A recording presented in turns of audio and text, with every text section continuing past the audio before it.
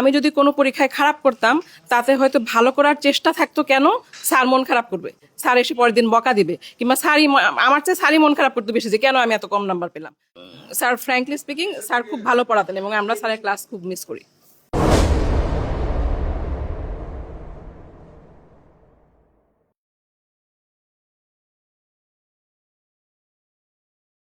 অনেকদিন পর সবাইকে দেখে খুবই ভালো লাগলো।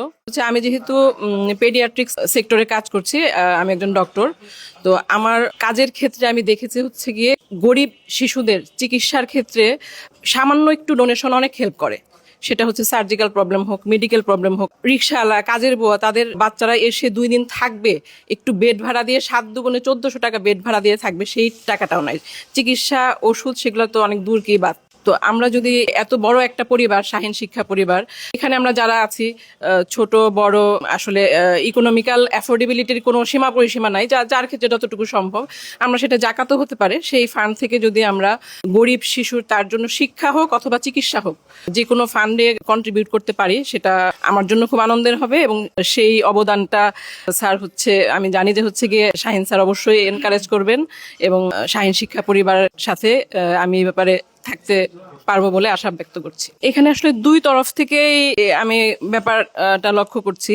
এক হচ্ছে গিয়ে শিক্ষকদের আন্তরিকতাও মনে হয় কোথাও কম আছে, প্লাস হচ্ছে স্টুডেন্ট যারা, তাদের আসলে তারা এই ডিজিটাল যুগে ডিজিটাল গ্যাজেটের প্রতি আসক্ত হয়ে পড়ছে বেশি, এবং হচ্ছে প্যারেন্টিং এরও কিছুটা প্রবলেম আছে, যে কারণে হচ্ছে গিয়ে শিক্ষক শিক্ষার্থীদের যে হচ্ছে মেল বন্ধনটা এখন আর আমরা ওরকম ভাবে খুঁজে পাই না। যেমন শাহীন স্যারের সাথে আমার যেরকম এখনো আত্মিক বন্ধন, আমি প্রথমে দেখা হওয়ার পরেই যেরকম মানে আমার কাছে ফিল হয়েছে, স্যার মাথায় হাত বুলালেন, কিংবা হচ্ছে গিয়ে আমিও বুঝলাম যে হ্যাঁ স্যার এটা সবার সাথেই করেছেন, সবাই স্যারের এরকম প্রিয়, স্যারকে সবাই এভাবে ফিল করি, বা এরকম যে শিক্ষক ছাত্রদের সম্পর্ক, এটা এখন নাই। এটা থাকলে আসলে শিক্ষার্থীদের লেখাপড়াতে এনকারেজ করে, এই কারণে যে আমি যদি কোনো পরীক্ষায় খারাপ করতাম তাতে হয়তো ভালো করার চেষ্টা থাকতো, কেন স্যার মন খারাপ করবে, স্যার এসে পরের দিন বকা দিবে, কিংবা স্যারই আমার চেয়ে স্যারই মন খারাপ করতে বেশি যে কেন আমি এত কম নাম্বার পেলাম।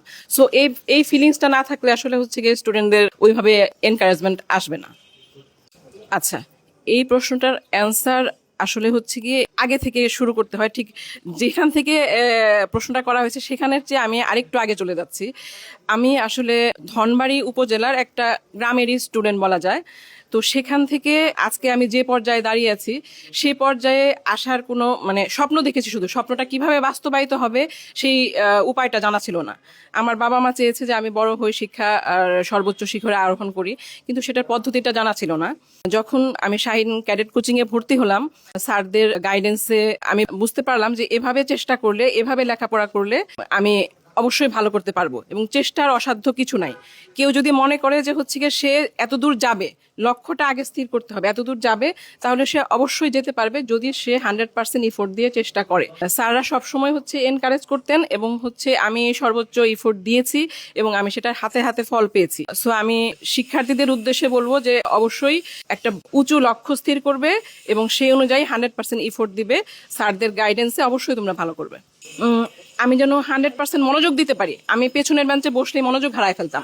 হ্যাঁ, সামনের বেঞ্চে বসলে অবশ্যই মনোযোগ বেশি থাকবে, এটা স্বাভাবিক, এটা সায়েন্টিফিক কথা।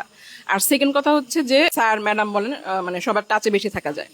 আর সবসময় আমি একটা গুপ্ত কথা বলে রাখি, আমাদের সময় কিন্তু শাহীন স্যার অনেক ফেমাস ছিলেন, কিন্তু শাহীন স্যার অনেক ব্যস্ত থাকতেন, নাকি ব্যস্ত থাকার ভান দেখাতেন আমি জানি না।